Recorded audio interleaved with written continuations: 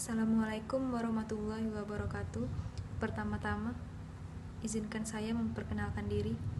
Nama saya Lucy Handayani, NIM C0D018019, kelas F Perpajakan 2018. Di sini saya akan menjelaskan tentang aspek fiskal dari aset lancar berupa piutang usaha dan persediaan. Pertama, kita akan membahas apa itu pengertian piutang usaha. Piutang ialah hak perusahaan kepada pihak lain yang akan diterima dalam bentuk kas.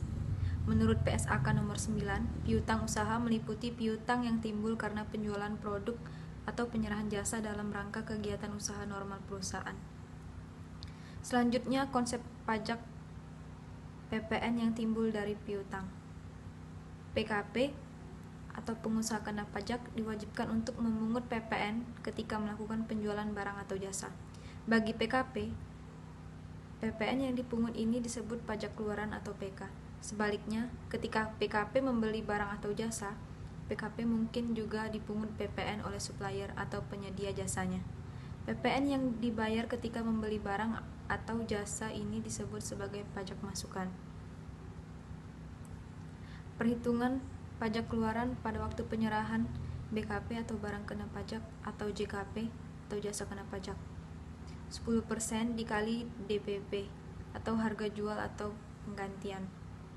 Perhitungan pajak masukan yang dibayar oleh pengusaha kena pajak, penerima jasa kena pajak atau impor barang kena pajak sebesar 10% dikali DPP atau harga perolehan, harga penggantian atau impor.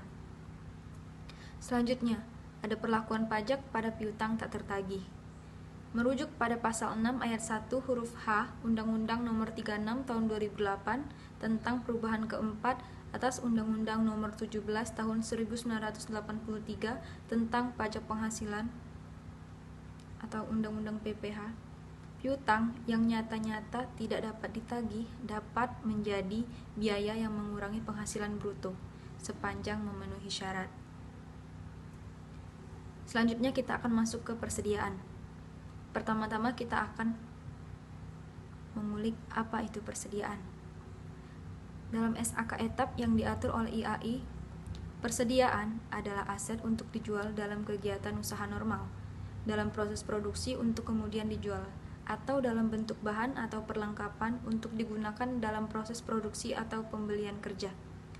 Persediaan adalah harta perusahaan yang termasuk penting karena banyak dana tertanam di dalamnya. Selanjutnya, perlakuan pajak pada persediaan.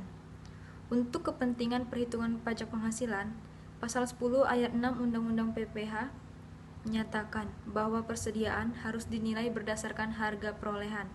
Dengan demikian, wajib pajak yang melakukan penilaian berdasarkan harga jual produk tidak sesuai dengan undang-undang pajak harus mengacu kembali pada ketentuan undang-undang pajak, yaitu harga perolehan sebagai dasar penilaian persediaan. Demikian penjelasan dari saya. Mohon maaf apabila ada kekurangan. Semoga dapat dipahami dan dimengerti. Saya akhiri, wabillahi taufik wal hidayah. Wassalamualaikum warahmatullahi wabarakatuh.